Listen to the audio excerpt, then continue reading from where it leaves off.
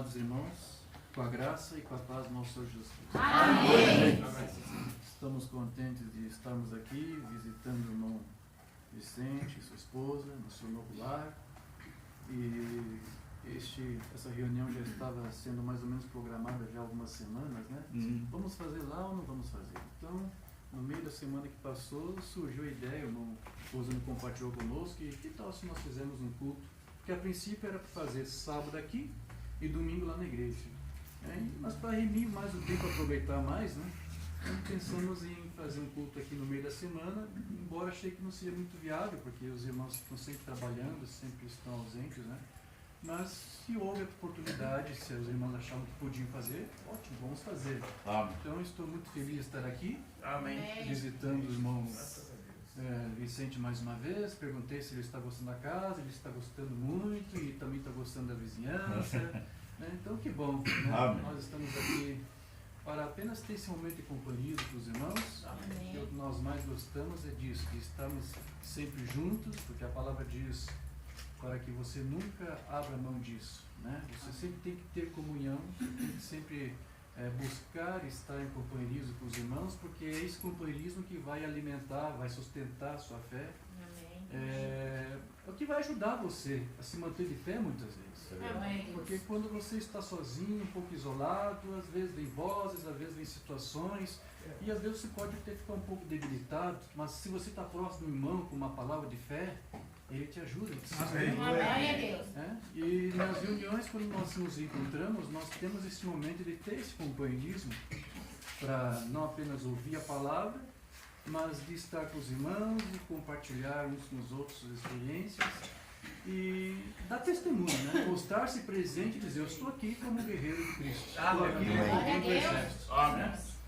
Então, nós vamos trazer aqui uma palavra para os irmãos, mas antes eu queria fazer uma oração em favor da família, para que o Senhor lhe ajude aqui. Amém. Para que o irmão Vicente e sua esposa possam estar aqui desfrutando desse momento que é tão prazeroso, porque estar no seu lar depois de um dia fora, trabalhando, nada melhor do que ter o seu cantinho, né? Amém.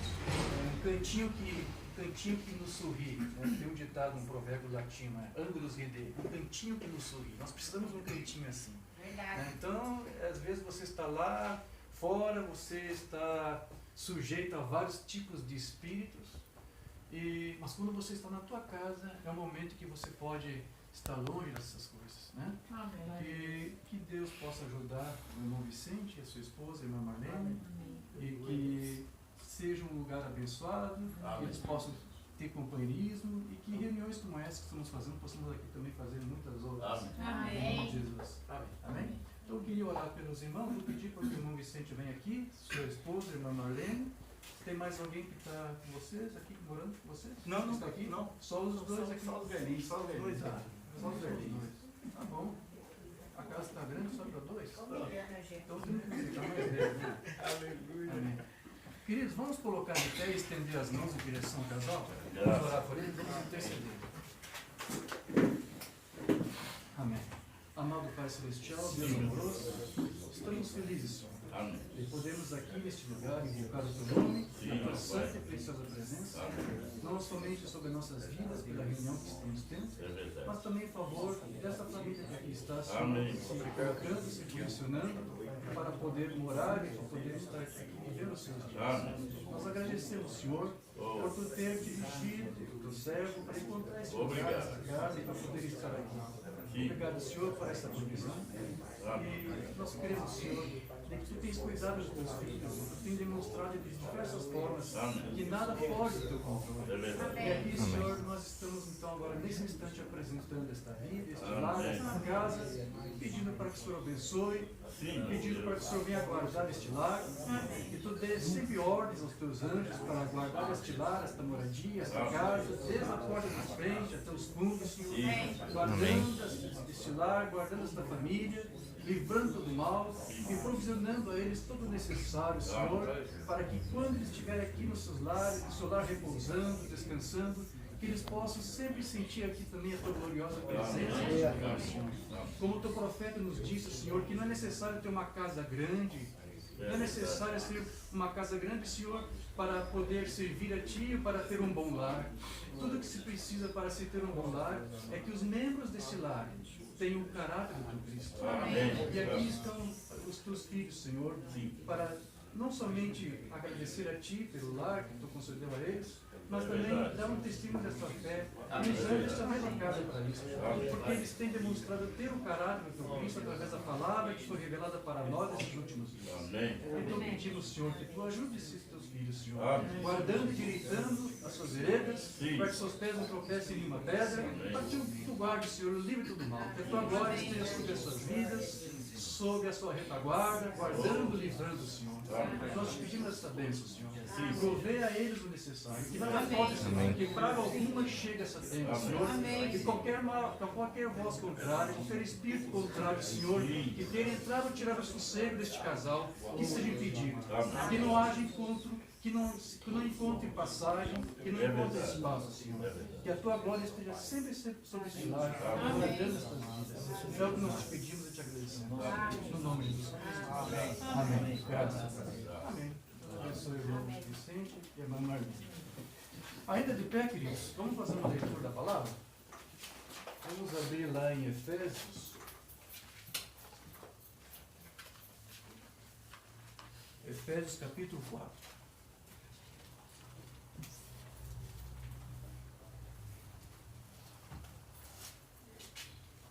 Amém. Abra sua Bíblia em Efésios, capítulo 4, e vamos ler a partir do versículo 4.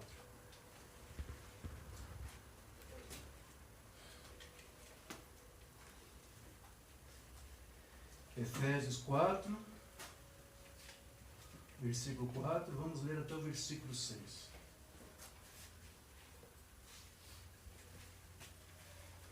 Aleluia. Quem achou, diga graças a Deus. Graças a Deus. Podemos ler? Amém. Efésios 4, a partir do versículo 4, diz assim a palavra do Senhor. Há somente um corpo e um espírito, como também fostes chamados numa só esperança da vossa vocação. Há um só Senhor, uma só fé, um só batismo. Um só Deus e Pai de todos, o qual é sobre todos, age por meio de todos e está em todos. Digam graças a Deus. Graças a Deus. Querido Deus, esta palavra aqui foi lida e pedimos a Tua graça e a Tua misericórdia mais uma vez nesse instante, Senhor, para que Tu nos ajude, iluminando nossas mentes, nossos corações e nos dando entendimento da Tua palavra. Que Tu possas aqui fortalecer nossas vidas e fundamentar nossos passos, Senhor, neste fundamento que é o Teu Cristo, que é a Tua palavra, e que Tu nos ajude, que através dessa palavra e com o entendimento aperfeiçoado da Tua palavra, nós possamos sair daqui como fiéis, mais sólidos, mais fundamentados, mais esclarecidos, Senhor, acerca de Ti, dos Teus mistérios, da Tua palavra e dos Teus planos, dos Teus propósitos para nós, para a Tua igreja, para a noiva de Cristo nesse tempo do fim. Pedimos esta bênção, Senhor, para cada um que está aqui. Abrimos agora nossas mentes, nossos corações, para que Tu venhas nos dar o entendimento. Ajude-nos, Senhor. Te damos liberdade agora, o Teu Santo Espírito neste lugar. Faça-se presente, somos necessitados de Ti. É o que te pedimos e te agradecemos. No nome de Jesus Cristo. Amém. Sublime graça, dom, Senhor, dá infeliz salvou, cego foi, mas deixou já.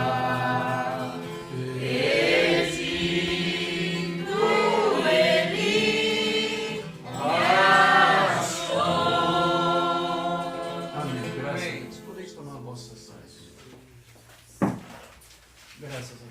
A leitura que eu fiz dessa escritura foi baseada na tradução João Ferreira de Almeida, Revista Atualizada. Ontem o irmão Rosendo e a irmã Ellen estamos vendo algumas traduções, né? E vimos aqui as diferenças que há de traduções, versículos que estão incluídos em algumas bíblias e outros não estão, né? Pedi para a irmã Ellen, procurei a Mateus 17, 21. Aí tá, achou numa, aí foi numa outra e não achou, por quê? E na outra também não achou. Então é bom a gente fazer essas pesquisas, entender por que essas coisas, né?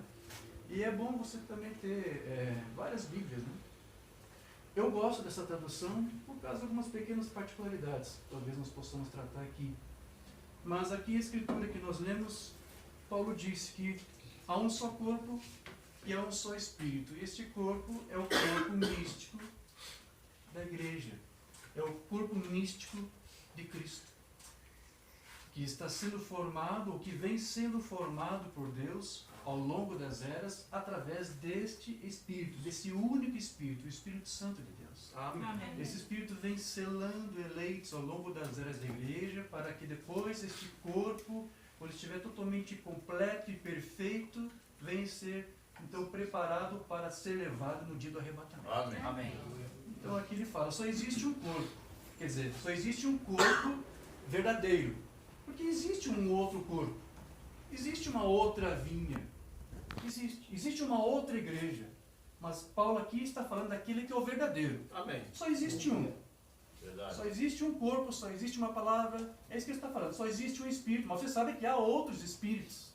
Amém? Amém. Só existe um espírito verdadeiro, só existe um corpo de Cristo verdadeiro, embora haja outros, né? Aí ele diz, como também fostes chamados em uma só esperança da vossa vocação. Então ele está dizendo, este corpo que está sendo formado é porque ele foi vocacionado, foi chamado por Deus, está sendo formado por Deus através da sua palavra, chamado por este Espírito de Deus, o Espírito verdadeiro. E depois Paulo vai dizer, um só Senhor, que é esse mesmo Espírito, há uma só fé, há um só batismo, e esse batismo não é o batismo nas águas, é o batismo do Espírito Santo. Amém. Amém? Amém. Existem vários tipos de batismo também. Alguns batizam por títulos de trindade, outros por outra forma, outros mergulham a cabeça para frente, outros mergulham a cabeça para trás, outros só jogam água na cabeça, borrico, não é isso? Então há vários tipos de batismo, mas esse batismo aqui é o batismo do Espírito Santo, só existe um batismo. Amém. Depois ele vai dizer, há um só Deus e Pai de todos, o qual é sobre todos e por todos e em todos vós. Aqui vejo que já estou lendo uma outra tradução, né? Mas aqui ele disse, há um só Deus e Pai de todos. Opa, será que o nosso Deus é realmente Deus de todos? E será que o nosso Deus é um Pai de todos? Não. Você nunca pode esquecer daquela oração que Jesus fez lá, na sua oração sacerdotal, ao seu Pai. Ele disse, Pai, eu não rogo pelo mundo, mas por aqueles que tu me deste, Amém. porque são teus. Amém. Então, se ele não podia orar pelo mundo, é porque Deus não é Deus de todo mundo. Verdade. Deus não é Pai de todo mundo.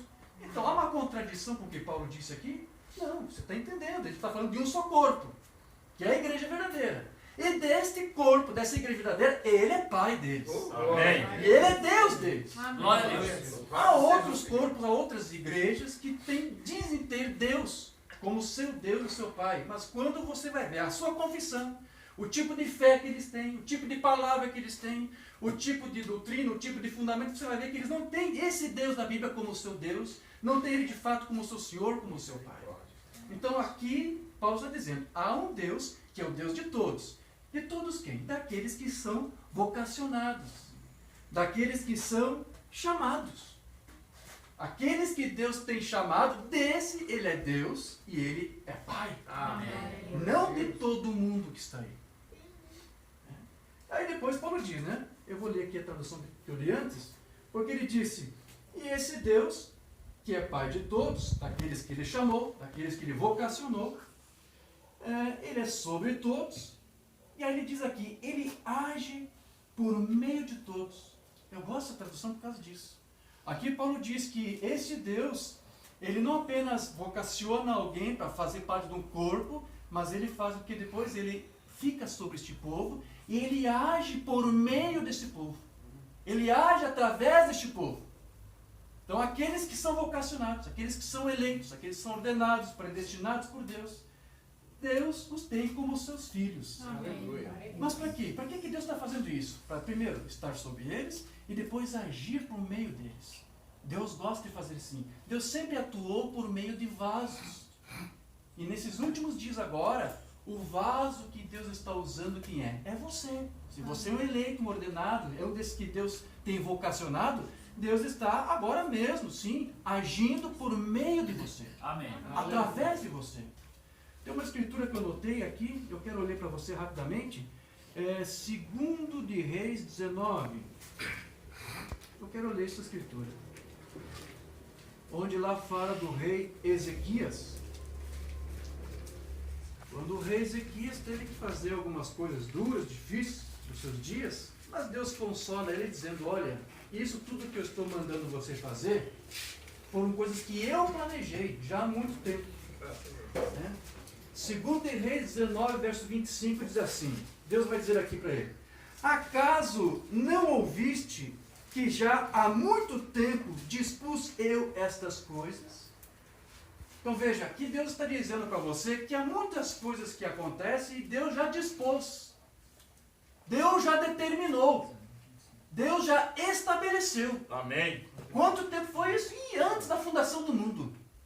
Oh, Deus grande. Ele vai dizer aqui depois, já desde os dias remotos o tinha planejado. Então aqui Deus está dizendo, eu planejo coisas, eu disponho coisas já há muito tempo. Há muito tempo eu já fiz meus planos de como que eu quero que certas coisas aconteçam, aonde que vai ser, quando que vai ser, o tempo oportuno para cada uma delas. Eu já dispus tudo isso, eu já planejei tudo isso. Agora, porém, as faço executar e eu quis que tu reduzisses a montões de ruínas as cidades fortificadas. Então aqui Deus está dizendo, olha, eu planejo as coisas. Eu determino todas as coisas. E depois o que eu faço? Eu executo as coisas, mas eu estou usando você para executá-las. Quem faz é Deus, mas Ele usa vasos. Veja que mudou alguma coisa do Antigo para o Novo Testamento. Paulo disse, Deus está por meio de você, agindo através da igreja. Para que isso? Por que Deus está fazendo isso? Agora você está entendendo. Ele tem planos lá, antigos, que Ele já estabeleceu. E cada um no seu tempo determinado. Deus escolhe, Deus o vocaciona, Deus chama para dizer, agora eu quero que você execute aquilo que eu planejei fazer. Amém. Cada filho de Deus está aqui com este propósito. Então se alguém alguma vez disser para você, Satanás tentou aí dizer no teu ouvido, você não é importante para ele, esqueça isso. Não dê ouvido a Satanás. Você é a coisa mais preciosa que Deus tem. Amém. A Escritura diz que Israel é a menina dos olhos de Deus, mas você pode trazer isso para a igreja e dizer que isso é para você também. A igreja hoje também é a menina dos olhos de Deus. Você é a menina dos olhos de Deus. Então ele tem planos, ele tem coisas para fazer, que ele planejou, e ele agora está agindo através de um povo, de uma igreja, para poder executar esses planos. Amém. Graças a Deus. Então veja, isso mostra o quê? Que nada escapa do controle de Deus. Nada disso. Deus tem o controle de tudo. Quando você pensa que algum problema está passando em tua vida e você pensa, eu estou perdendo as estribeiras, eu estou fora de controle, calma. Deus está no controle porque Ele te chamou. Amém. Ele te vocacionou. A obra que Ele começa, Ele tem que terminar. Ele não deixa Amém. nada pela metade. Nosso Deus não deixa nada pela metade. Verdade. Então, veja, aqui então, o apóstolo Paulo ele disse que só existe uma fé.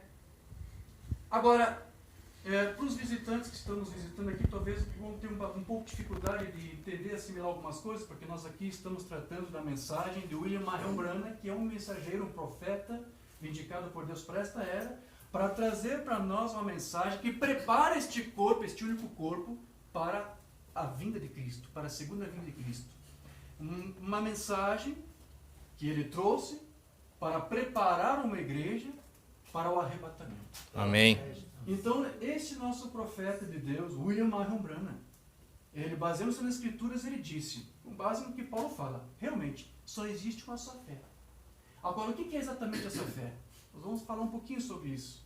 Mas uma coisa que o irmão Bana disse para nós, nas suas mensagens, é que esta fé é também uma palavra, porque é algo em que você tem que pôr a sua confiança. Então, por isso que o irmão Bana ensinou que só existe uma só fé e também tem que haver uma só doutrina. Ele disse isso.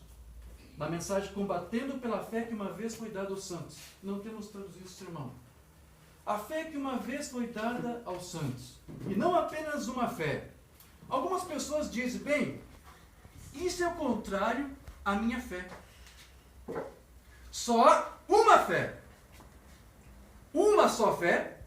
Um só Senhor. Um só Deus. Um só batismo. Uma só fé. Uma só doutrina. Só existe uma doutrina. Ok, mas só existe uma doutrina verdadeira. Existem várias doutrinas. Assim como existem vários corpos, como já falamos.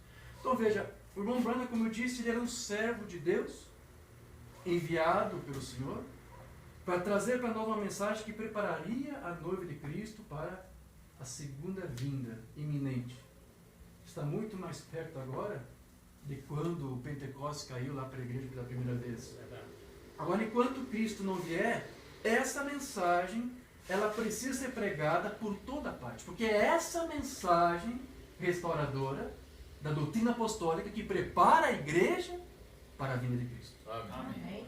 Então, a igreja tem que ser preparada com essa mensagem e até que o último eleito, então, entre neste corpo.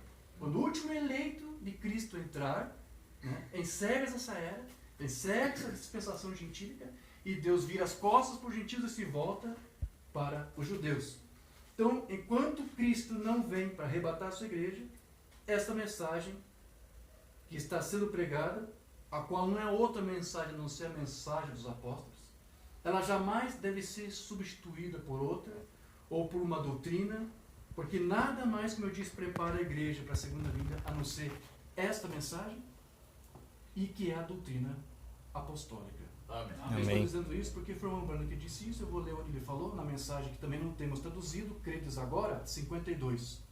Recentemente, quando eu estava batizando no Rio, em Jeffersonville, quando todos os jornais locais cobriram isso, às 2h da tarde, quando eu estava orando, aqui veio ele, dos céus, ou seja, uma coluna de fogo.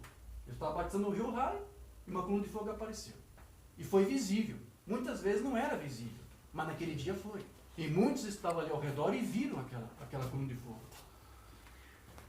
No período da tarde, melhor, em junho, em meados de junho, bem acima de onde eu estava, e uma voz disso dizendo, como João Batista foi enviado para alertar as pessoas da primeira vinda de Cristo, assim esta mensagem é para alertar o povo da segunda vinda.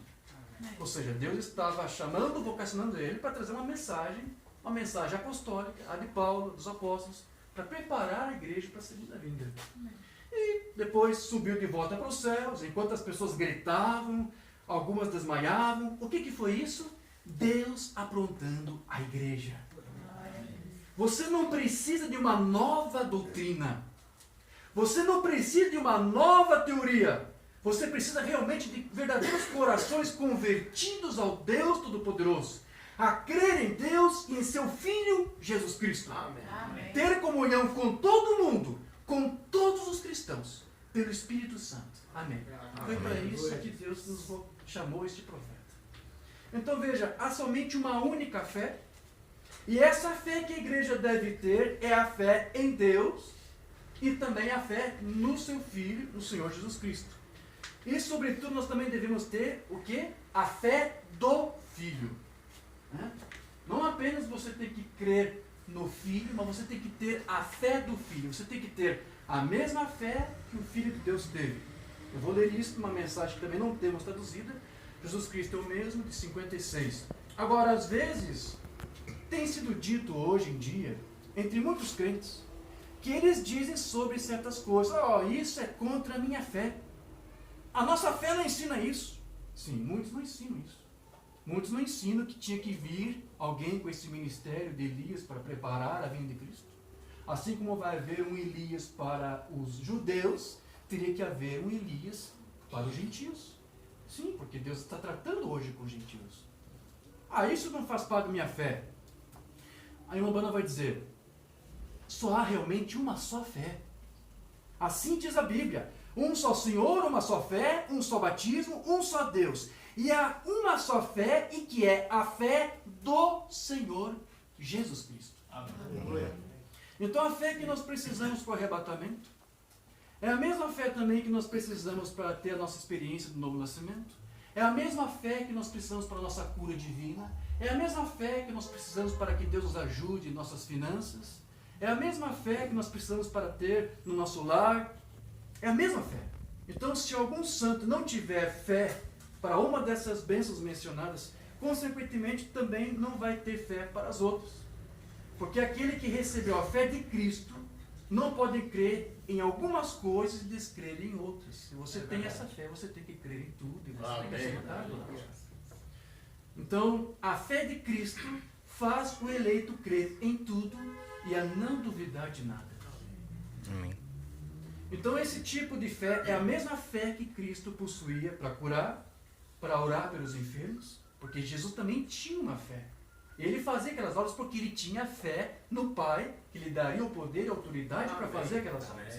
Porque ele sabia que Deus estava disposto a responder a sua oração pelo fato dele ser quem ele era. Quem que ele era? O Filho unigênito de Deus. E o que permite Cristo viver em nós é termos a mesma fé do Filho de Deus. Foi o que Paulo disse em Gálatas, que eu quero ler aqui, Gálatas 2:20. Já estudamos isso, mas eu preciso repassar tudo isso para os irmãos. Já estou crucificado com Cristo e vivo não eu, mas Cristo vive em mim. E a vida que agora vivo na carne, vivo na fé do Filho de Deus. Amém.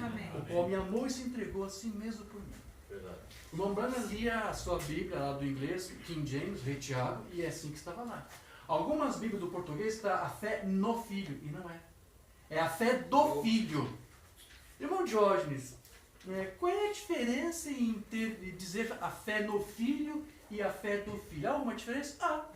Quando você diz que você tem a fé no Filho, ou quando você diz que tem a fé em Cristo, você está dizendo que tem uma confiança e você tem um entendimento.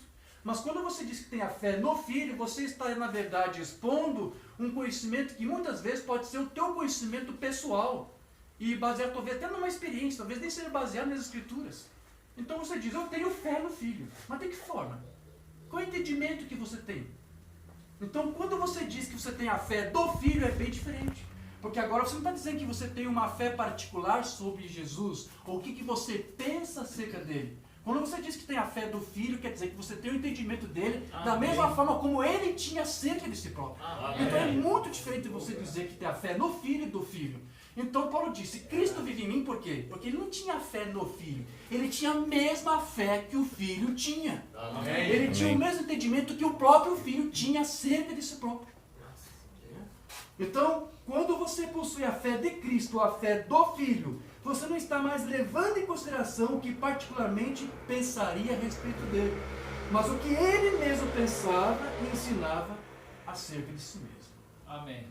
Então, existem doutrinas criadas aí, evangelhos, né, onde fala sobre Cristo, e muitas vezes nada tem a ver com aquela única fé aqui, essa única doutrina que Paulo está falando. Então, os sinais de Deus, eles sempre acompanham aqueles que têm esta fé do Filho. O Filho tinha uma fé, e o Umbanda fala nessa mensagem, qual é a fé que o Filho tinha? A fé de quem ele era, o Filho de Deus. E porque ele sabia que ele era o Filho de Deus, o enviado de Deus, os sinais o acompanhavam. E todos aqueles que são filhos de Deus, os sinais de Deus também têm que acompanhar. Amém. Amém. Enoque foi arrebatado, porque andava com Deus. O que foi isso? Um sinal.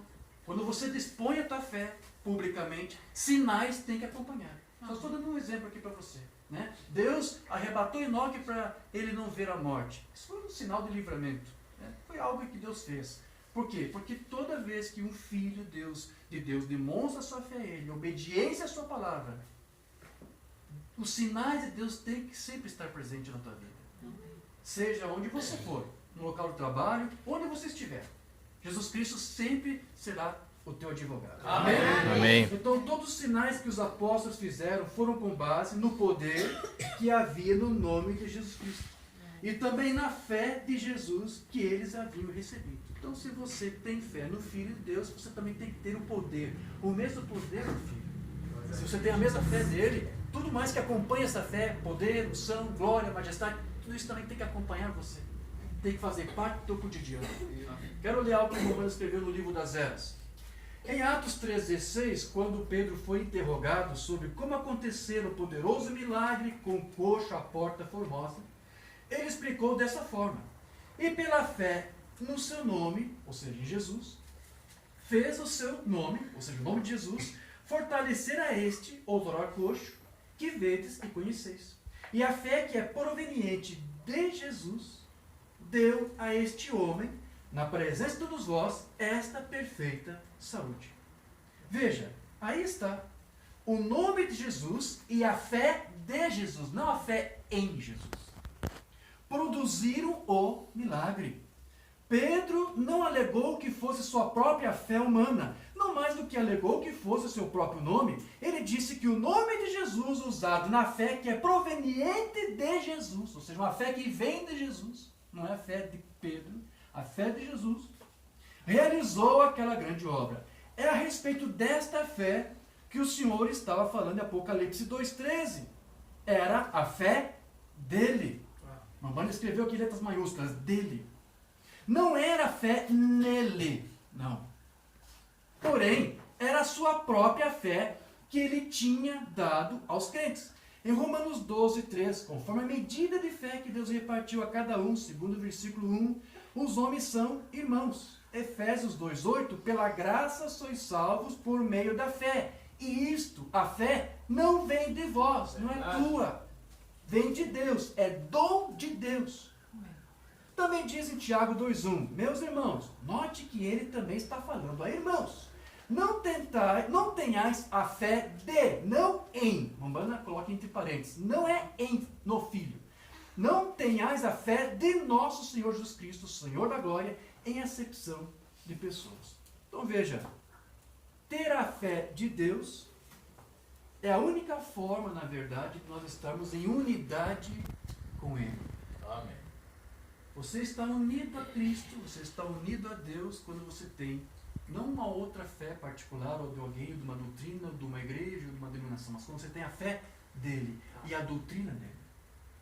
Então, a fé que Paulo tinha era a fé do Filho, foi o que ele disse. E a fé que Cristo tinha fazia dar glória somente a Deus por tudo que era feito. É verdade. O Filho nunca gloriava a si mesmo. A mamãe disse que ele até poderia dar testemunho de si próprio, mas ele dava testemunho do Pai. Porque ele sabia que era o Pai nele que fazia as obras. Amém. Jesus nunca atribuía a si mesmo como o autor dos sinais que eram realizados. E como nós já dissemos em uma certa ocasião, eu vou só repetir essa ilustração da Bíblia.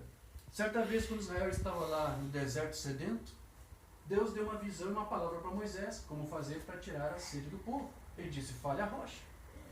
Mas Moisés ele fez uma coisa contrária à palavra.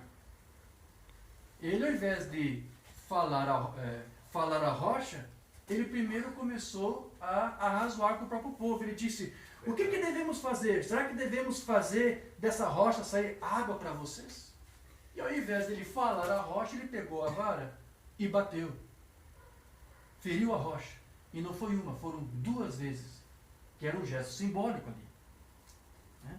Então, ele disse isso porque ele viu uma visão que era daquela maneira que Deus iria providenciar ali a água para aquele povo sedento no deserto.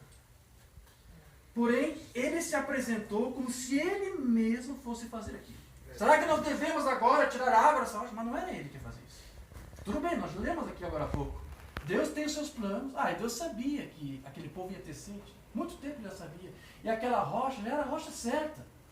E Deus somente iria usar o seu vaso ali para executar. Mas agora Moisés estava se apresentando. Será que eu devo fazer? Será que agora eu tenho que fazer isso por vocês? E ao invés de ele falar a rocha, ele feriu a rocha. Né? E ele feriu, como eu disse, por 2 vezes. E como eu disse, aquele gesto era um gesto simbólico, que se tornou depois profético. Porque a rocha ali tipificava quem? Cristo, o Senhor Jesus Cristo. E como ele feriu a rocha 2 vezes, Cristo seria ferido 2 vezes. Ele foi ferido primeira vez fisicamente por Israel, porque ele foi enviado para os seus não receberam. E Cristo depois tem sido ferido quando a igreja lá em Roma se organizou. Aqueles que se diziam ser seus seguidores. Ali eles feriram Cristo outra vez. Porque eles trocaram, substituíram a doutrina apostólica pelo romanismo, pelo paganismo, pelo sincretismo religioso. Não é isso? Ali eles já estão ferindo a rocha pela segunda vez. E as igrejas, esses outros corpos aí, estão ferindo essa rocha até hoje. Então, isso foi a crucificação da palavra. A palavra sendo crucificada. E a atitude de Moisés fez com que a glória de Deus para aquele milagre fosse atribuída, como eu disse, a si mesmo, pelo acontecido, ao invés de Deus. E por causa disso, Moisés foi proibido de entrar na terra prometida. Mas o Filho de Deus, ele atribuía tudo de volta ao seu Pai, não a si mesmo. Essa era a fé que Jesus tinha. Que era uma fé que o Mambana chamava de fé perfeita. E tem uma mensagem com esse título, que eu vou ler aqui. Jesus teve fé na palavra de Deus, que disse o que ele era. E ele sabia, com essa fé perfeita, que ele era o Messias ungido. Que o Espírito de Deus estava sobre ele. Ele disse agora, eu de mim mesmo não faço nada, mas é a minha fé em Deus. Amém. Ele sabia que as obras que eram feitas eram através de Deus que estava nele. E pela fé que o Filho tinha em Deus, as obras eram feitas. Então ele disse, eu dou glória a Deus, porque é Ele em mim que faz as obras. Amém. Então, não era em si mesmo que o Filho estava confiando, mas era em Deus. Amém. E Deus estava nele, a palavra manifestada. Deus, a palavra, estava se manifestando através do seu Filho. Vamos voltar para Efésios? Porque Paulo disse ali que Deus está em todos, sobre todos, age por meio de todos. Para que isso? Para que hoje, através de você, essa mesma palavra possa também se manifestar. Amém. É para isso que Deus está colocando você aqui, posicionando você aqui com uma palavra. Para que Ele possa agir sobre você e para que assim como o Filho unigênito manifestou a palavra, você hoje possa ser Amém. um vaso onde Ele, Deus, possa se manifestar. Amém. E quando a palavra de Deus entra em você, diz Mombrana, ela é manifestada.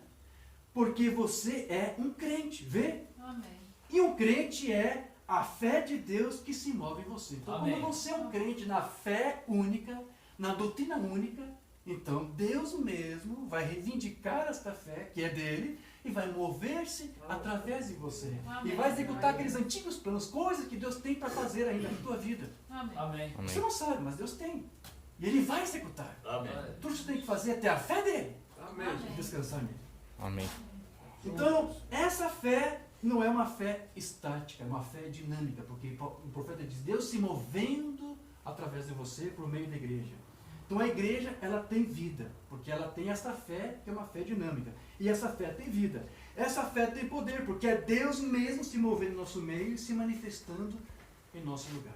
Depois a Umbanda diz, sabendo quem ele era, Jesus sabia quem ele era. Sem sombra de dúvida, ele sabia que ele era o Filho de Deus. Amém. Ele sabia que ele não era Deus. Ele sabia que ele era o Filho de Deus. Hã? Ele dizia, não sou eu quem faço as obras. Verdade. É meu Pai em mim quem Aleluia. faz as obras. Amém. Por favor, você ousaria chamar Jesus de mentiroso? Misericórdia. Se você faz de Jesus Deus, se você faz de Jesus o próprio Pai, você faz dele um mentiroso. Ele disse, não sou eu que estou fazendo essas obras, é um outro que está fazendo. Mas se você diz que ele é este outro, você faz dele um mentiroso. Eu jamais vou fazer dele um mentiroso. Eu vou dizer para você, meu irmão, confie, creia no que Cristo está dizendo. Se ele disse que não era ele, era um outro, queria, era um outro. Era um outro ser que estava fazendo as obras, mas por meio dele. E muitas coisas que você faz, nem é você que está fazendo, é Deus se manifestando através de você, Amém. e a palavra dele que está em você. Glória a Deus. Então ele sabia quem ele era o Filho de Deus, ele sabia disso, porque a palavra identificou. Quando você crê na palavra de Deus, e você foi vocacionado para ouvi-la, essa palavra se identifica com você, e você se identifica com ela, e os sinais acontecem. E o poder que acompanha isso tem que seguir você. Amém. A palavra de Deus identificou quem ele era. Ele disse, se não faço as obras de meu Pai, então não creais em mim. Porém, se as faço, então crede-me pelas obras, porque elas são a palavra prometida, manifestada. Isso que o Umbanda diz. Então, pode Deus estar em alguém que tem sua própria fé e doutrina? Não. Para que Deus se manifeste em alguém, este alguém não pode ter outra fé, não pode ter outra doutrina, a não ser a fé dele, a doutrina dele. Amém. Amém. Deus não pode vindicar uma doutrina falsa e espúria. Deus somente pode vindicar a sua própria palavra. E Deus vai vindicar a fé que está em você enquanto você tiver a fé que é dele. Amém. Enquanto você estiver confessando esta palavra. Deus não tem compromisso com alguém que vindica ou que confessa uma outra palavra. Quem fizer isso estará por conta própria, estará sozinho. É verdade. Então alguém pode reclamar, cadê os sinais? Cadê isso? Cadê aquilo? Qual é a tua fé? Qual é a doutrina? Eu tenho fé no Filho, não. Eu não quero saber se é fé no Filho. Você pode ter fé no Filho, mas você tem a fé do Filho, a mesma que ele tinha? Aquela fé que fazia sujeitar ao Pai, mesmo sendo o que ele era, o Filho unigênito de Deus? Nós temos que saber fazer isso. Tomar Cristo como nosso modelo, como nosso padrão. Ele foi obediente a Deus, temos que ser obediente. Ele foi humilde a Deus, temos que ser humilde. Ele soube renunciar à sua vontade? Sim, ele tinha uma vontade de ter esposo. Pai, se for possível, afaste de mim esse cálice, é minha vontade. Mas imediatamente disse, não, esqueça. Esqueça o que eu disse, Pai. Eu quero fazer a tua. Qual é a vontade? Qual é a vontade? Amém. Vamos fazer. Glória a Esse é o Deus. modelo de Cristo, esse é o modelo para a igreja. Enquanto você tiver essa fé do Cristo, Deus ou o próprio Cristo estará com você. Amém. Amém. Então tudo que um filho de Deus fizer terá que ser a manifestação da vida de Cristo através dele. Esse é o resultado quando você tem a fé de Cristo. E todo eleito por ter a mesma fé do Filho de Deus deve estar face a face com Deus. Isso não é muito elevado, irmão Jorge? Nós face a face com Deus? Mas eu acho que só os profetas faziam isso. Não. Se você tem o Cristo em você, se você tem a fé de Cristo em você, você hoje pode estar face a face com Deus. Amém. Você Amém. não pode chamar a palavra mentirosa. A palavra diz lá em Hebreus que hoje nós temos a ousadia para entrar nos santos dos santos. Glória a Deus. Amém. Estar face a face com Deus. Amém. Você pode hoje, quando você dobra os joelhos, você está diante de Deus. E Deus te contempla e te ouve. O que você está me falando, querido? O que você está Aleluia. precisando? Amém. Glória a Deus. Hoje você pode estar face a face com Deus. Moisés era um homem que estava sempre face a face com Deus. Porque ele era, nos seus dias, um tipo de Cristo. Eu quero ler como a Umbanda disse, uma mensagem não traduzida. Deus falou a Moisés: nunca houve um homem em toda a terra, além de Jesus Cristo, que alguma vez falasse face a face com Deus, a não ser Moisés. Então veja, ele mencionou Jesus aqui. Houve outros homens que falaram face a face com Deus. Moisés falou.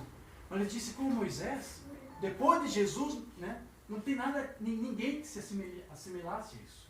E Deus é alguém que falava face a face com seu Filho Jesus Cristo. A Umbanda conta para nós que lá no jardim do Getsemane, o Filho estava ali falando face a face. Ele usava as figuras da pomba e do cordeiro. Não é isso? Né? Cristo, o Filho, o cordeiro, e Deus como se fosse a pomba. E o Umbanda diz que o Filho olhava para os olhos de Deus, olhava para os olhos da pomba, e dizia, seja feita não a minha, mas a tua vontade. O Filho falava face a face com Deus. E aqui diz, se houver alguém que seja espiritual, um profeta, eu, o Senhor, me tornarei conhecido a ele em visões e sonhos.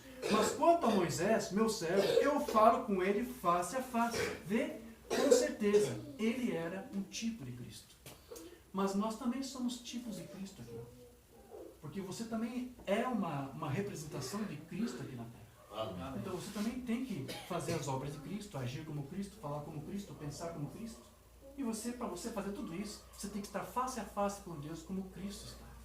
O que fazia Cristo fazer as obras que ele fez é porque ele estava face a face com o Pai. O que vai permitir você fazer as mesmas obras do Cristo é primeiro estar diante dele face a face. Amém. Então lá em Gênesis 1:3, nós vemos que a Escritura menciona, Deus disse. Para Deus criar, como é que ele fez? Ele fez mímicas? Não. Deus falou. Deus verbalizou. Para criar, para fazer, para expor, para manifestar-se, qual foi a estratégia, qual foi a maneira que Deus escolheu para manifestar-se? Foi falar, dizer. Então lá em Gênesis 1:3, lá, Deus disse. É verdade. A maneira que Deus usou para fazer e criar todas as coisas foi falar, comunicar algo por meio do diálogo, estando face a face com alguém. Então era dessa maneira que Deus mantinha uma comunhão com seu Filho. E foi por meio de um diálogo entre ele e o seu filho, quando Deus disse, façamos, que o próprio homem também veio à existência. Então o diálogo sempre foi um meio de comunicação entre Deus e o homem. Ele conversava com Adão no jardim do Éden, e ainda que a raça humana tenha caído em pecado, Deus continua a conversar ainda com o homem hoje. Porém, o pecado muitas vezes impede de o homem ouvir a sua voz. É verdade. Portanto, é próprio da própria natureza decaída do homem não ouvir ou não conseguir ouvir a Deus e a sua voz. A raça humana hoje possui em si uma propensão natural para rejeitar a Deus, para rejeitar a sua fé, para rejeitar a sua doutrina e de ouvir a sua voz. O homem, ele não quer isto desde quando ele decaiu. Quando Adão caiu, Deus foi de encontro a Adão e Adão não foi se esconder. Desde quando o homem caiu, ele não quis mais ouvir a voz de Deus. E essa é uma propensão natural dele desde então até agora. O homem não quer ouvir a voz de Deus e também não quer obedecê-lo. Então, o homem, desde quando ele caiu, esteve sempre propenso a ter a sua própria fé e a ter a sua própria doutrina, a ter seu próprio tipo de comportamento, seu próprio tipo de testemunho. Muitas pessoas de fora dizem, eu creio em Deus, mas eles creem em Deus da sua própria maneira, do seu próprio jeito. Por que isso? Porque desde quando o homem caiu, sempre foi assim. Ele escolheu o seu próprio tipo de fé, seu próprio tipo de doutrina. Por isso que é muito importante, nós dissemos antes, você tem fé no Filho ou fé do Filho? Mamana disse na mensagem que não temos traduzida, Senhor, mostra-nos o Pai, de 53. Mas Deus, em seu universo, como Ele governa as coisas, como Ele se move, e seus movimentos e coisas, e tudo obedece a Ele. Ele pode dizer para a estrela fazer isto, e ela fará. Tudo o que Ele fala. Somente uma coisa que não obedece a Ele, e esse é o homem. O homem sabe mais sobre isto do que ele sabe, do que Deus sabe. Então ele simplesmente, ele tem suas próprias ideias. E deste modo, ele não ouvirá Deus. Mas se um homem simplesmente abrisse os olhos e olhasse ao redor, você pode ver Deus em toda parte. É verdade. Amém. Então agora, nós podemos ouvir a Deus quando também nós lemos a sua palavra. Quando você lê a palavra, é uma forma, uma maneira de você ouvir a Deus, porque Paulo disse, a fé vem pelo ouvir, e ouvir pela palavra de Deus. Graças a Deus. E irmão Bana disse que uma das formas de você ouvir a Deus é pelo processo da audição, mas também pela visão, pelos olhos, porque, como o irmão Bana disse aqui, que nós acabamos de ler, você pode ver Deus em toda parte. Então nós podemos ouvir a Deus quando prestamos atenção nas coisas que Deus está fazendo ao nosso redor. Então, na verdade, nós ouvimos a Deus hoje, não por um dos 5 sentidos da carne, ou pela visão, mas através daquilo que o profeta chamava do 6º sentido, que é o sentido da fé. É a maneira de você ver Deus pela fé. Amém. Portanto, quando Paulo disse que a fé vem pelo ouvir a palavra, ele não estava limitando apenas no sentido da audição. Não. Mas desse 6º sentido que o irmão Branham nos falou, que permite que você ouça Deus, segundo as suas múltiplas maneiras de falar conosco, de se comunicar. Então, o irmão Branham, ele nos ensinou que ouvir significa o quê? Alguém lembra? Entender. Dizer que você ouviu significa que você entendeu. Deus disse na sua palavra lá, que Israel no deserto pereceu porque o próprio Deus não deu para eles um coração para entender, olhos para ver e ouvidos para ouvir. Foi Deus mesmo. Toda aquela geração se perdeu porque Deus mesmo não deu para eles o entendimento. Se Deus abrisse o coração, se desse ouvidos para ouvir e olhos para ver, eles teriam ouvido e entendido. O que é isso? É a ordenação de Deus, é a predestinação de Deus. Isso não depende de quem quer ou de quem corre, mas de Deus que usa da sua misericórdia. Amém. Amém. Então, quando você ouve, quer dizer, quando você entende o que você ouviu. E você prova que você entendeu quando? Quando você obedece. É verdade. E as bênçãos e a aprovação de Deus só vêm para aqueles que obedecem a sua palavra. Amém. Alguém pode dizer que ouviu a palavra. Alguém pode dizer que creu na palavra. mas você só vai ver os resultados disso quando você de fato ouve, que é entendendo e recebendo e obedecendo. Amém. Mensagem Mombrana, ouvindo, reconhecendo e atuando sobre a palavra de Deus, de 60. Em primeiro lugar, a fé vem pelo ouvir. Ouvir a palavra de Deus. Então o crente a ouve, a reconhece e age sobre ela. Ou seja, obedece. Não é isso? O homem carnal vai ouvi-la, vai ouvir o som dela, mas nunca vai obedecer. Ouvir significa entender. A menos que um homem seja nascido de novo, ele não pode ver ou entender o reino de Deus. Amém. Então, ouvir tem a ver com o quê? Com o entender. E o homem carnal, ele pode ouvir pela audição, mas isso não significa que ele ouviu de fato a Deus. A menos que ele tenha entendido aquilo que ele ouviu. Então você não ouve realmente a Deus com o sentido literal da audição, mas com o sexto sentido da fé, que abrange todos os sentidos. Todos os canais por meio do qual Deus pode se revelar e se manifestar a você. Então, mas para que alguém possa receber a mensagem de Deus, ele deve primeiro ser um eleito para isso. Né? Mombrana disse, se você não nascer de novo, você não vai entender. Então, alguém que foi ordenado por Deus para ouvir. É por essa razão que alguns andam por vários ismos e diferentes caminhos, diferentes doutrinas, porque não foram simplesmente ordenados para ouvir. Porque aqueles que são ordenados, como eu disse, esses recebem ouvidos para ouvir, olhos para ver e um coração para entender. Então, mas todo homem ou mulher que foi predestinado para ouvir a voz de Deus, buscará Ele por sua segurança e estará face a face com Deus, sustentando aquela mesma fé que o Filho de Deus tinha. Outra mensagem do Mombrana não temos traduzido, o caminho provido por Deus, 53. E eu creio que hoje, quando os sinais e maravilhas estão aparecendo em todos os lugares da vinda do Filho de Deus, ou seja, antes que Cristo venha, sinais têm que se manifestar, para dar testemunho de que sua vinda está próxima. Então nós temos visto esses sinais de Mombrana. Isso é uma prova de que ele está próximo. Né? E eu creio que quando esses sinais e maravilhas aparecem, provando que o Cristo está próximo, né? Eu creio que cada homem ou mulher que é ordenado por Deus para ouvir a voz de Deus, ouve a esse rebocador e eles empurram para a arca tão rápido quanto eles podem ir, ficando em segurança, pois é o caminho provido por Deus para o homem escapar. Mas aqui está dizendo, aqueles são ordenados por Deus no tempo oportuno, eles vão vir e eles vão ouvir, e eles vão entender e eles vão receber. Amém. Porém, hoje a voz de Deus, ela está se tornando cada vez mais rara de se ouvir. E como eu disse, há uma só fé, há uma só doutrina, há um só Espírito que leva você para este caminho perfeito de Cristo. Mas há outras fés. Há outras doutrinas, há outras unções e há outros espíritos. E por consequência, há outras vozes, há outras revelações. E essas outras vozes diferentes abafam essa voz de Deus. Então uma das razões do porquê a voz de Deus é tão rara de se ouvir hoje, é porque há tantos outros vasos falsos transmitindo uma voz falsa. Verdade. Com sinais até verdadeiros, genuínos. Mas a mensagem é falsa.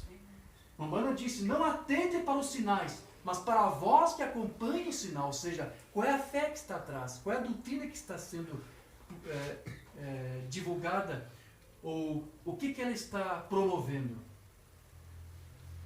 Então, hoje há muitas vozes, muitas doutrinas sendo pregadas, que entorpecem os sentidos das pessoas, impedindo que elas ouçam a voz de Deus. E isso tem sufocado e se tornado uma coisa rara em nossos dias. Mombrana diz na mensagem, ouça a sua voz. Agora Jesus, aos 12 anos, o qual foi o nosso exemplo, ele disse, não sabeis que eu deveria estar na casa de meu pai? Não é de admirar que a voz de Deus seja uma coisa rara hoje em dia. Ela é sufocada por tantas vozes diferentes. Por tantas coisas que escurecem e tiram. Chega um ponto até que entorpece os nossos sentidos. Até que não possamos ouvir a voz de Deus. Nossos sentidos de onde deveríamos nos mover e entender que vocês são homens e mulheres e que vocês são a criação de Deus e que foram colocados aqui para servi-lo. Mas a voz de Satanás, os falsos profetas, dizem, seja moderno. Né? Umbanda falava, né, nas suas mensagens, Deus, ele tem chamado o povo para ver uma vida separada. Por que isso? Porque Deus busca por separadores. Mas as outras igrejas buscam por quê? Por misturadores. Eles misturam. Deus quer separação, querido. Então, conforme nós vimos lá no início, só existe uma só fé, só existe uma só doutrina, um só Senhor, um só Espírito, uma só unção, uma só revelação. E o irmão Branham, ele ensinou bem lá no final do seu ministério, lá em 65, porque quando eu fiz a pesquisa, foi a primeira vez que eu encontrei isso aqui, foi lá em julho de 65. Talvez alguns possam pensar que ele falou sempre isso. Não. Foi só no finalzinho do ministério dele que ele disse que a fé é o quê? Uma revelação. Portanto, só pode haver uma revelação. Porque quantas fé existe? Só existe uma só fé. Então, quantas revelações pode ter? Só pode haver uma revelação de Deus. Só há uma fé, uma doutrina, uma revelação. E essa revelação tem que ser a revelação do ensino da única doutrina apostólica. Amém. Okay. Vamos falar na mensagem nos dias dos últimos dias. Né? Fé é uma revelação. Revelação da vontade de Deus. Assim, por revelação. E as igrejas hoje nem sequer creem em revelação espiritual. Elas creem no ensino dogmático de algum sistema. O que é isso? Aquelas vozes estranhas que impedem você de ouvir a voz. E de receber a fé de Cristo, e a revelação de Cristo, e a unção de Cristo. Então, nós sabemos que a igreja está fundamentada em uma única doutrina, que é a doutrina apostólica, que é aquele fundamento sólido. Enquanto outros estão, como disse o irmão na leitura que fez, em areias, não é isso, irmão? Estão fundamentando em areias. Né? Mas aquele que está fundamentado sobre a rocha de Cristo, esse é que vai ver os sinais de Cristo, esse que vai ver o poder de Cristo acompanhado. Por quê? Porque ele vai ouvir e ele vai entender. Então, nenhuma outra revelação, por mais inspirada que seja, deve ocupar o legítimo lugar desta verdade. E o irmão Branham aqui vai te dizer por que isso. Fazendo o caminho de 53. Mas, irmão, Deus fez um meio de escape, e você terá que vir nos termos de Deus. E isso é por meio de Cristo Jesus, nosso Senhor. Nenhum outro fundamento é posto, a não ser o que já foi posto, que é Cristo. Amém. Ninguém para edificar sobre qualquer outro fundamento, como restolhos e lama, as inundações arrastarão isso para longe, grande será a ruína. Mas Jesus disse, sob esta pedra edificarei a minha igreja, e as portas do inferno não prevalecerão contra ela. Sobre o que é que ele edificou? Sobre a verdade espiritual revelada de que ele é o Filho de Deus. Amém. Esta é a rocha da igreja, esta é a revelação da igreja. Essa é a fé do Filho. A Romana disse, Cristo tinha uma fé. Qual é a fé que ele tinha? De que ele era o Filho de Deus. Amém. É sobre esta fé revelada, é sobre este fundamento que toda igreja deve ser edificada. E nenhum outro fundamento deve ser colocado sobre este, que Jesus é o Filho de Deus. Que homem dizem que eu sou? Lembra que Cristo perguntou para os apóstolos? O filho do homem sou. Alguns dizem Elias, alguns dizem Moisés, alguns dizem que é João Batista, e assim por diante. Mas vós, que dizeis que eu sou? Sem hesitar, sem tomar um segundo. Ouça, pecador. É dessa maneira que você recebe isso. Ele havia estado com ele. Ele sabia o que ele era. Quando você está com Cristo, você sabe quem ele é. Amém. Amém. Quando você está com Cristo, você sabe também quem você é. E você sabe de onde você veio e você sabe por onde você vai. Amém. Então Pedro sabia quem era porque ele estava convivendo ali com ele. E então, antes que ele pudesse sequer pensar uma segunda vez, o Espírito Santo se apossou dele. Foi o Espírito Santo em Pedro que disse, né? Tu és o Cristo, o Filho do Deus vivo. Amém. Disse, bendito és tu, Simão Barjonas, pois a carne e o sangue não te revelaram isto. Você nunca aprendeu isso pela teologia de alguém. Nunca vem de um seminário com isso, mas meu Pai que está no céu revelou para você. Amém. É isso que a fé é uma revelação. E o que é a rocha da igreja? É a revelação de quem é Cristo. Amém. É a fé de Cristo. Sob esta pedra, ou seja, sob a revelação de que Jesus é o Filho de Deus, edificarei minha igreja e as portas do inferno não prevalecerão contra ela. Amém. Amém. Graças a Deus. Então, essa doutrina, então, ela tem como objetivo o quê? Ordenar a nossa fé para que nós tenhamos uma confissão que seja uma confissão coerente com a palavra de Deus. E para que as nossas próprias vidas também sejam um reflexo dessa palavra e do próprio Espírito de Cristo que nós confessamos estar vivendo e habitando em nós. Amém. Porque o mesmo Espírito que nós temos hoje será exatamente o mesmo Espírito que nós vamos manifestar quando nós estivermos lá do outro lado da eternidade. A postura que você tem aqui agora é a mesma que você vai ter do outro lado. Alguém que é incrédulo aqui vai continuar sendo incrédulo do outro lado. Alguém que confessa Cristo aqui vai confessar Cristo lá. Pode um filho de Deus salvo, redimido ir para o inferno? Nem o diabo suportaria você lá. Porque você vai fazer lá a mesma coisa que você está fazendo aqui. Você vai servir a Deus, você vai adorar a Deus. A última coisa que o diabo vai querer saber de você lá no inferno é ouvindo você cultuando a Deus. Mas veja, o que você faz aqui, você vai fazer aonde for que Deus te levar para o outro lado.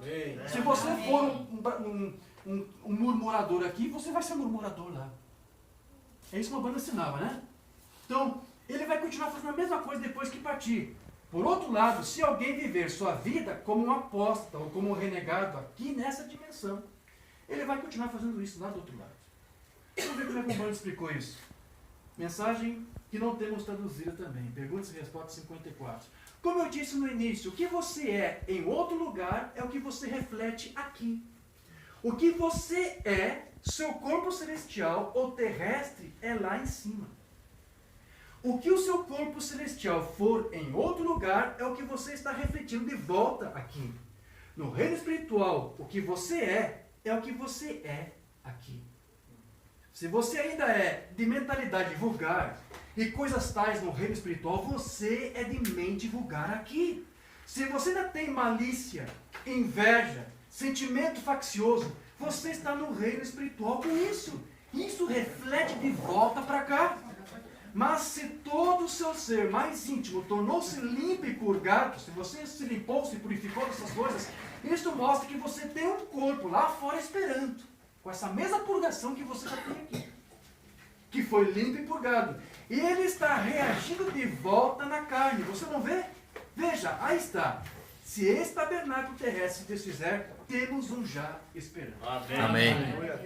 Então, se nessa dimensão onde estamos agora, alguém ainda atua como renegado, é porque é assim que ele é no reino espiritual agora, e é assim que ele vai ser também depois. A sua vida terrena está apenas reagindo segundo o seu corpo espiritual. Pois de acordo com Mombrana, o seu corpo está simplesmente ecoando e refletindo aqui o que já é lá em outro lugar. Porque veja, tudo depende da predestinação. Para você ser vocacionado, você já tem que ter vindo de Deus. Você já tem que ter tido uma representação. Você já tinha que ser gênio de Deus lá. Então você vai ter que refletir aqui aquilo que Deus já planejou para você. Deus somente planejou e depois te colocou aqui para depois executar as obras dele através de você. Então a morte, ela nunca muda o destino de alguém, para onde que ele vai. A morte muda apenas a morada de um homem, mas não o que ele foi e o que ele sempre será. A morte não vai mudar isso. Não dê ouvidos àquele ensino lá da igreja romana de que no purgatório você vai ter uma chance. Ou como os mormons, também soube que os mormons fazem isso, eles creem nisso aqui. Alguns dizem, entre eles, que se alguém morreu sem a chance de ser redimido, de ser resgatado, vai ter uma outra chance lá. Diz que lá é pregado para eles a palavra e é aberto duas portas, e ainda é mostrado as portas, como que é o inferno e como que é o céu. E depois ele pode escolher para qual dos lados ele vai querer. Como que alguém disse isso, pregando isso, mostrando aqueles quadrinhos, né, aqueles diagramas, né? Alguém disse isso, pregou, falou, e fiquei impressionado com aquela doutrina. É uma outra fé, é uma outra doutrina. Como se alguém pudesse, o inferno é assim, eu gostei, eu quero ir para lá. Sim, você tem livre-arbítrio. Mas não é assim. Então, o que você é aqui, diz Mombrana, agora, você vai ser lá do outro lado. A morte não vai mudar isso aqui em você. Deixa eu ler isto. Também não temos traduzido. Diga este monte, de 57. Quando a feiticeira de Endor invocou o espírito de Samuel, ele ainda estava em seu manto de profeta. E ele ainda era um profeta. Ele foi um profeta, partiu, mas continuou sendo profeta. Ele disse a ela o que iria acontecer no dia seguinte. Ele profetizou, não é isso? Amém. Certamente, a morte não muda um homem. Ela apenas muda a sua morada. É verdade. Então, se Se você é um filho de Deus, vocacionado por Deus, você vai ter que vir para onde você de lá saiu. Você vai voltar para o mesmo lugar de onde você saiu. Amém? Você saiu de Deus, você vai voltar para Deus. Amém. Se você é um pecador quando você morrer aqui, um incrédulo, você pode ser um membro leal de uma igreja. Mas se você morrer em sua incredulidade, com a fé em Cristo, mas não de Cristo, né, não restará mais nada para você, exceto ser condenado. Se você morrer na fé, isso é o que te salva. Tua fé te salvou. Verdade. Você tem que ir para a vida eterna, porque essa sua fé em Deus é a vida eterna. Amém. É a mesma Aleluia. coisa. Amém. A fé que nós temos é a fé de Deus, é a fé de Cristo, é a fé revelada, e é a fé que nos dá a vida eterna. Amém. Amém. Meu Deus, o que eu faço? Não termino ainda. Já encerro? Estou cansando os irmãos? Hã? Deixa eu ler só mais alguma coisa? Só mais algumas palavras? Tá bom? Já encerramos. Eu ia para 10. Amém. Não, nós temos visitantes, temos irmãos, temos vizinhos aqui, temos que respeitar os nossos visitantes. Mas, queridos, aqueles que perseveram, então, fielmente nessa fé, nessa doutrina, nessa palavra, nesse fundamento apostólico, eles estarão, então, refletindo aqui na terra a mesma vida eterna que eles viverão com Cristo quando Cristo voltar. Portanto, a noiva de Cristo, ela deve ser, nesta hora agora, a mesma coisa que Deus manifestou em seu Filho quando este Filho esteve aqui em sua carne. Você tem que ser agora aqui a mesma coisa que Cristo fez, que Cristo foi. Manifestar agora a mesma coisa que Cristo manifestou. Seu testemunho não pode mudar, porque ela recebeu a palavra inadulterável de Deus, que não muda, mas que permanece sempre a mesma. A noiva não vencerá, porque ela já venceu. Amém. Ela não estará assentada em lugares celestiais. Ela já está assentada agora em lugares celestiais. Porque Cristo está lá sentado desde o Pai. E por representação, já estamos lá. Amém. Quando ele morreu na cruz, nosso eu carnal morreu lá. Nosso eu pecador morreu lá. Quando ele ressuscitou, eu e você, por identificação dessa palavra, ressuscitamos lá. Amém. Quando Deus assentou o seu Filho nas alturas, Ele nos assentou lá. Amém. E Ele disse, todo o poder é dado a mim, nos céus e na terra. E Deus vai te dar poder para você, porque Ele vai fazer de você rei e sacerdote para você governar. Amém. Glória a Deus. Então aquilo que Cristo tem, também é teu. Cristo disse, as coisas que o Pai tem, são minhas. E as coisas que são minhas, também são do meu Pai. Mas agora você também já pode dizer, as coisas que são do Pai, e que são do meu filho, do meu irmão mais velho, também são minhas. Amém. Você também pode dizer isso. Mensagem, a semente, sinal do tempo do fim. Então você diz, bem, Jesus curou o enfermo. Ele é a palavra. Ele é a palavra. Quando você recebe a palavra, você recebe Jesus. Porque Ele é a palavra, ou seja, a manifestação da palavra. Não é isso? Você não tem como conhecer a palavra que é Deus, a não ser através do Filho, porque Ele manifestou.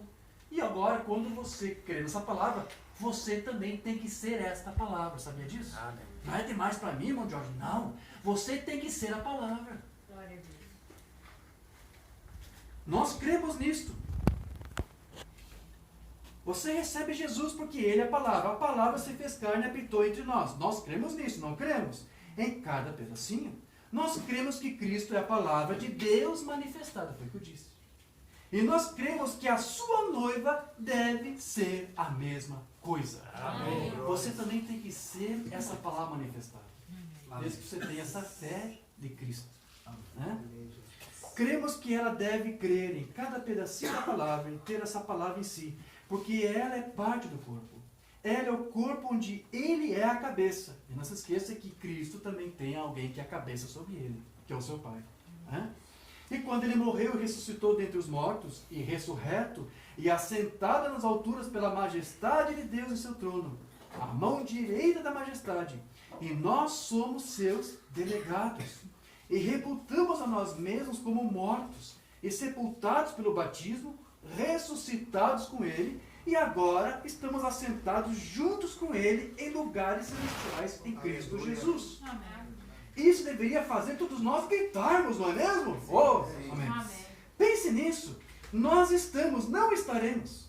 Nós estamos agora agora somos filhos de Deus. Agora somos filhos de Deus. Amém. Não estaremos assentados lá. Nós agora estamos assentados. Amém. Então, com isso, irmão Branham queria dizer o que para nós? Que por nós termos Cristo em nós, a fé de Cristo em nós, ou por nós sermos essa palavra revelada e manifestada através de nós, então nós temos que mostrar isso com atitudes, com nosso próprio testemunho, com a nossa própria conduta, de que nós fomos de fato gerados por essa palavra e fomos separados por Deus por meio dessa palavra. Então, irmão Branham, ele disse que todo filho e filha de Deus, ele tem que se comportar como tal, como filho e como filha. Ele tem que agir como tal, andar como tal, falar e se conduzir como filhos de Deus. Todos nós aqui somos como estrangeiros, não é isso? Numa terra estranha. Portanto, os nossos atos, nosso modo de ser, não deve jamais refletir o que está neste mundo. Porque isso faria a igreja perder a visão do que ela realmente é. A única identificação que nós temos que ter é com a palavra de Deus. Amém. E que nós devemos ser realmente epístolas escritas, vivas e lidas por todos os homens. Amém. Quando alguém olhar para mim, quando alguém olhar para você, essa pessoa vai ter que ver você e ler Cristo em você. Amém. Ler a palavra, porque você tem que ser a palavra de Deus manifestada. Amém. Amém. Eu só vou ler mais essa palavra, irmão, manda aqui e encerramos, tá bem? Mensagem Sedentos por Vida, também não temos traduzida, de 59. O que estão a fazer os cristãos? Somos estrangeiros. Mas nosso Pai é o Rei. E nós somos filhos e filhas de Deus. Devemos nos comportar como filhos e filhas de Deus. Quando eu vejo a igreja se tornando tão solta, e as mulheres em seu modo de se vestir imoral, e os homens fazendo a mesma coisa, isso me entristece. Porque somos filhos e filhas de Deus. E devemos agir e andar e falar e nos conduzir assim. Quando ficamos longe disso, tenho medo que haja algo de errado em nós. Perdemos a visão de quem somos. Porque a vida que está em nós é o que nos guia e nos dirige. Amém. Diga graça a Deus. Graças a Deus. A vida que está em você é o que vai te guiar e é o que vai te conduzir. Amém. Que Deus nos ajude para que a única vida, a única palavra, a única fé, a única unção, a única revelação que nós tenhamos em nossas vidas seja dessa palavra. Amém. Porque é essa palavra, essa doutrina que vai nos permitir agir como cristãos, falar como cristãos, nos comportar como cristãos. Amém, queridos? Amém. Tem mais aqui algumas notas, nós vamos encerrar por aqui. Vamos colocar de pé e vamos falar com o Pai uma palavra de oração. Querido Deus, amado Pai Celestial, te damos graças, Senhor, por essa oportunidade que o Senhor nos concedeu e tentamos remir esse tempo da melhor forma possível para meditar na Tua Palavra e naquilo que nós temos aprendido através desta mensagem que Tu tem entregue para a igreja nesse tempo do fim. Nós temos dado testemunho através dessa palavra, Senhor, de que tudo que temos